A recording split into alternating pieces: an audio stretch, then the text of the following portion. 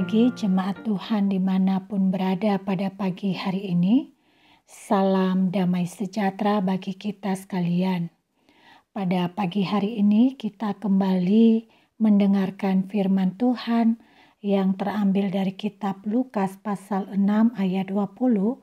Demikian firman tertulis. Lalu Yesus memandang kepada murid-muridnya dan berkata, "Berbahagialah hai kamu yang miskin, karena kamulah yang empunya kerajaan Allah." Saudara, setiap orang merindukan hidup bahagia. Walaupun kita harus akui standar berbahagia bagi setiap orang itu akan berbeda-beda. Bagi sebagian orang, hidup akan bahagia jika ia mendapatkan karir impiannya. Dan bagi yang lain, dia bisa menggantikan kata karir dengan pasangan atau rumah atau apapun juga yang kita idamkan. Kita merasa akan berbahagia apabila kita mendapatkan sesuatu. Dan makin banyak yang kita dapatkan sesuai dengan keinginan, maka kita akan merasa makin berbahagia. Saudara yang terkasih, kali ini Yesus mengungkapkan jalan untuk berbahagia. Orang yang miskin berbahagia, demikian kata Yesus. Nalar kita pasti bertanya, bagaimana mungkin kita bahagia di tengah-tengah kemiskinan? Bukankah miskin itu artinya serba kekurangan, baik dalam masalah rohani atau masalah jasmani?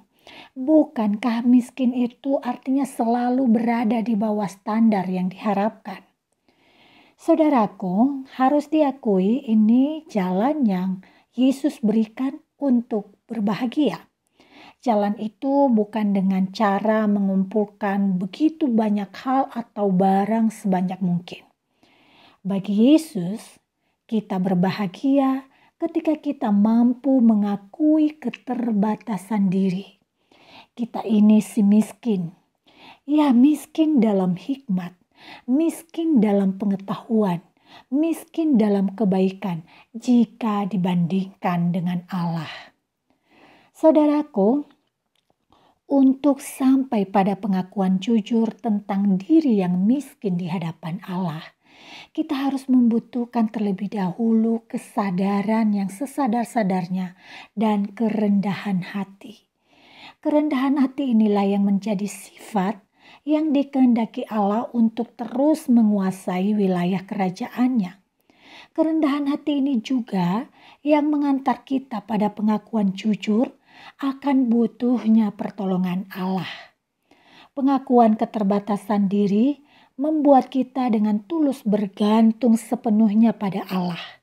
Ya, pengakuan diri sebagai si miskin akan membebaskan kita dari tekanan kepalsuan dan kepura-puraan.